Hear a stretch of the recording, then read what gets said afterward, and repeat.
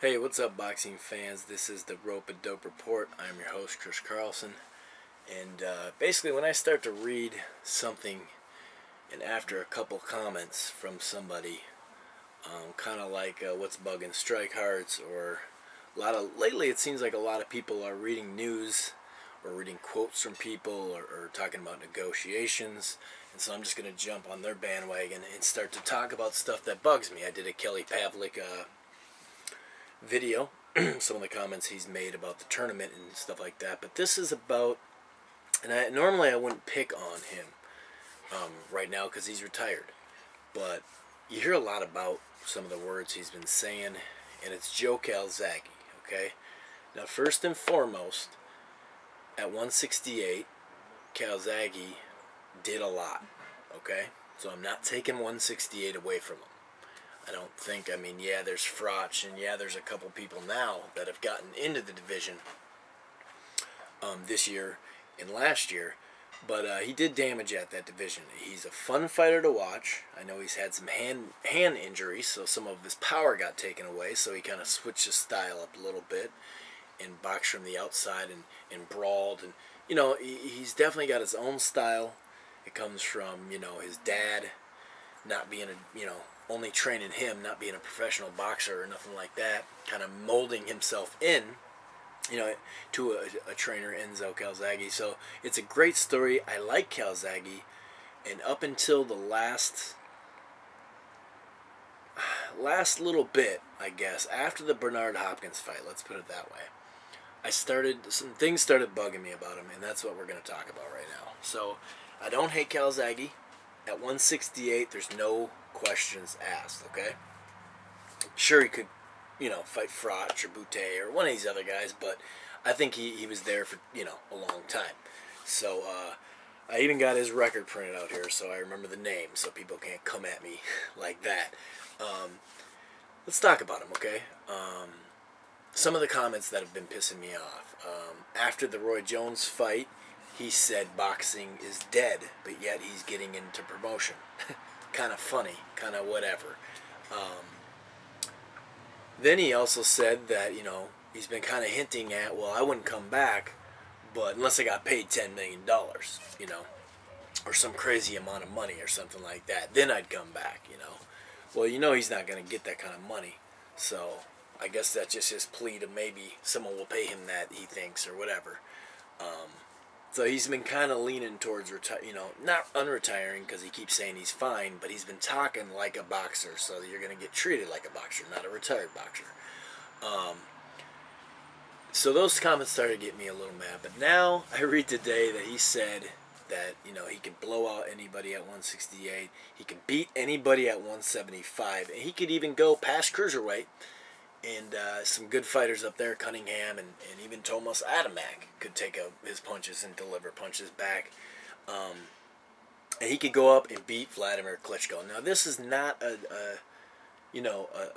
thing about him beating Vladimir Klitschko. He also says that when he talked about that $10 million, saying I need $10 million to come back, then I'd come back, he says because I'm owed so much money. Well, that's not true, man. You're not owed a thing, actually. You just got something out of court. You should be happy. You got a little settlement out of court. Be happy about that. Let's talk about 175 before we go anywhere. Bernard Hopkins was a tight fight, okay, against B-Hop. Last couple rounds, B-Hop held and kind of thought he was up on the card, so he fought a really boring style. And so I'm not complaining about that, but it was one of your tightest fights, and you didn't give him the rematch. Now, even Floyd Mayweather, the first time he fought Castillo, he was hurt. Not a lot of people talk about that, but he was hurt, and he gave him a rematch in the ring, and then his next fight was against him and beat him. And you could tell that he was hurt, and he beat him better. So in your tight fights, man, you got to fight again. So I think, and Bernard was saying, I'll go over there. So he was saying, I'll go to your home crowd. You know what I mean? So, you beat him. I think you beat him. A lot of people here in America and a lot of people think that, the bigger shots were definitely landed by him. B-Hop, definitely. But as far as just scoring and winning the fight and adjusting, I thought he made adjustments to win a tight fight. But you had two fights with Glenn Johnson signed, and you pulled out of them because of injury. Now, you could have postponed those fights, at least one of them, okay? It's not like you went to some huge money fight after that, okay? You could have done that. You did that against Roy Jones. It was supposed to be a September fight. You moved it to November. You could have done that, okay? Now, the fact that he's saying, well, me and Roy Jones, didn't have... Boxing's dead. Boxing's dead. Well, really? Is it? Because it's actually, since November 2007, really been picking up. And this year, HBO is going to do only 3 pay-per-views.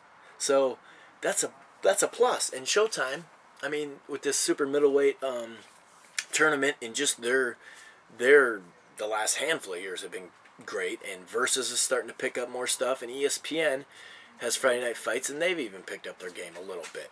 So when you say boxing's dead, don't get mad because you pick Roy Jones in 2008. Even the American public knew he was not the same Roy Jones, not even close. And he'd already been knocked out twice, something that you couldn't do. Okay? You sat there, he had a cut, he was sitting in the rope on you waiting for you to get knocked out, basically. And you didn't do it. You just played with him. And I'm all down for showmanship and, messing around. Even Roy Jones did that. Floyd Mayweather did that. Sugar Ray Leonard, Muhammad Ali. All these guys did that. But when push came to shove, if somebody's cut real bad and up against the rope, they go for the kill. And that's something you didn't do. So when you say it only did 225 or 250 in pay-per-view orders, that's because he was done. We knew it. The public, the general public knew it. And he was coming off that Trinidad fight that did 500,000. But that's because of Trinidad, not because of Roy Jones.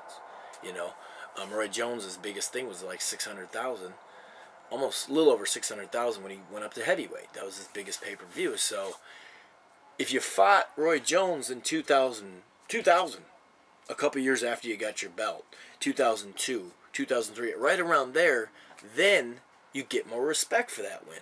And I'll give you respect for Bernard Hopkins' wins. I win. I do think you should have gave him a rematch, but I'll give you respect for him. I got to look at the clock. I'll give you respect for that.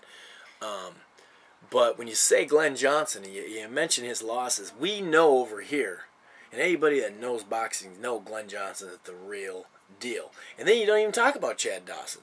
Chad Dawson could beat you. He has the style to beat you, but he's younger, faster, with more pop, I believe, than Bernard Hopkins at that light heavyweight class.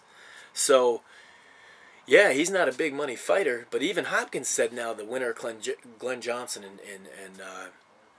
and Dawson is, he's going to fight. So look at what Dawson, for instance, at a younger age than you, with less fights, has beaten Tarver twice, okay? And Tarver came in shape for those fights, okay? He was a little old, no doubt, but so was Chris Eubank. He was old too, you know what I mean? And so was Bernard Hopkins, so was Roy Jones. He beat Tomas Adamek, who is now a really good fighter up at cruiserweight. Some people say he's the man after that Cunningham fight. I do believe Adamek needs to have a rematch with Cunningham, but he only has one loss, you know what I mean? And that was Dawson. And then, he would have beaten Glenn Johnson twice. Now, I had him beating Glenn Johnson by 1. I could see it was a draw. You could see, I can't see Johnson winning it by a lot, but, whatever, that's why they're fighting again. So he's fought Glenn Johnson twice, Tarver twice, guys that knocked Roy Jones out, okay?